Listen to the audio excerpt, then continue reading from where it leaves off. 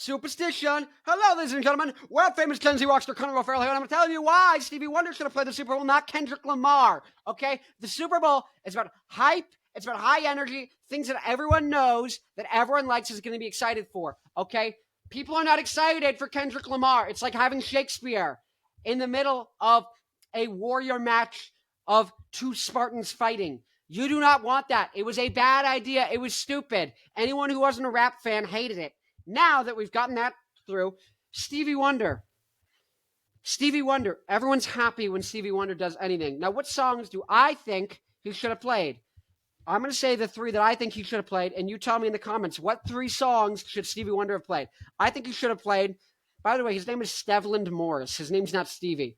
It's Stevland. That's wild. But I think he should have started, Superstition, down the way. It should have been Superstition, and then Signed, Sealed, Delivered, and then it should be Higher Ground. I mean, oh my God, the whole stadium would be erupted. Literally, ruptured stadium. All the Eagles fans, all the Yankees. I don't watch the sports ball. Anyways, my name, Farrell, world famous Gen Z rock star, but you already know that. I'm famous. Oh, this is my band, Black Licorice. You already know this, but this is Down the Drain. You already know that.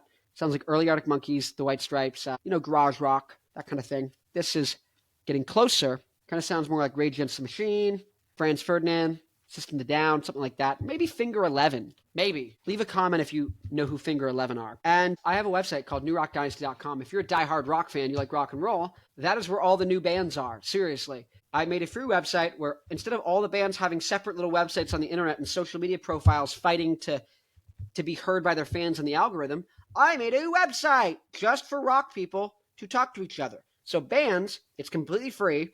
They make fan clubs, and they can talk about whatever they want. Their music, they can sell their merch, they can post their shows, they can do all these things, they can talk about whatever they want. Fans can make their own forums, talk about whatever they want. Oh my God. So who is there? I wonder who's there.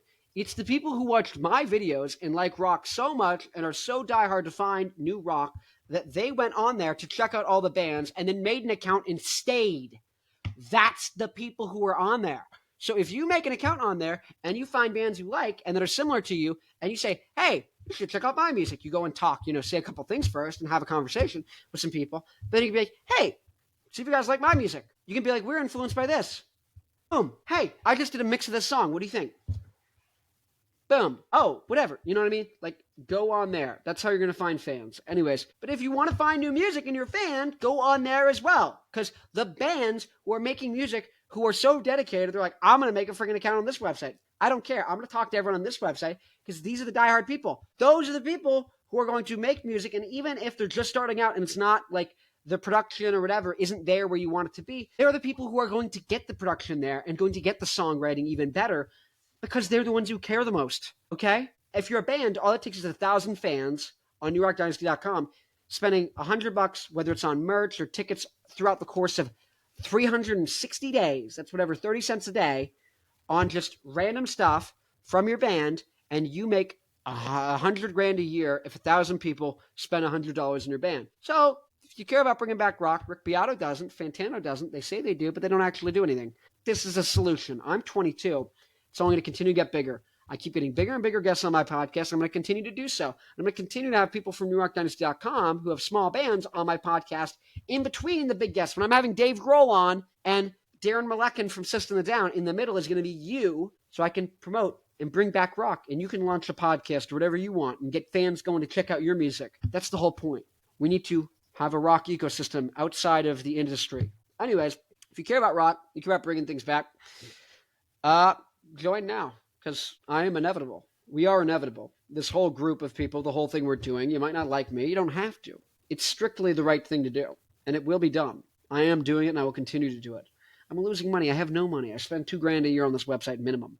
I make no money. I make 2% off the merch. So if you sell a commemorative t-shirt for $40 of your band, I make 80 cents and you make $39.20. I make no money. Until, what is that? Hundreds of thousands of dollars worth of purchases need to be going through on the website for me to break even. At least thousands, but hundreds to thousands. I'm not doing the math on this now. But All this is to say, actually, there'd need to be $100,000 worth. So people would need to be making $100,000. Users of the site need to make $100,000 before I stop losing money. People on the site need to make $100,000 before I stop losing money. That is how much I care about rock. And I want people to stop losing. I want to stop losing money. Do I not? Of course I want to stop losing money, which means I want you and fans to spend at least $100,000 a year on the site so I stop losing money. Now, you might say, why don't I go on Instagram and TikTok? Great, go there, but they can ban you at any time. They can stop showing you to people. The algorithm changes, you're screwed.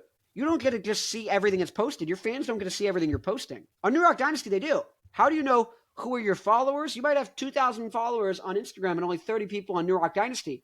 The 30 people will actually come to your show. Those 2,000 won't. That's the point. Anyways, I need to make $100,000. You need to make $100,000 for me to break even. To break even. To not be losing money. I care. Rick Beato does not care. He says he cares. He sells you a guitar course. Guys, you can Google guitar lessons. You know this, right? You can Google them. What are we doing? What are we doing? Anyways, rockers unite. It's inevitable. I'm going to be rich and famous within like a month. It doesn't even matter. This is one of 8,000 videos. Now, if you like any of this stuff, go comment, like, subscribe, whatever. Next video, I'm going to be talking about why I think Queen should play and what songs I think they should play at the Super Bowl instead of Kendrick Lamar. Thank you. Subscribe. Rockers unite.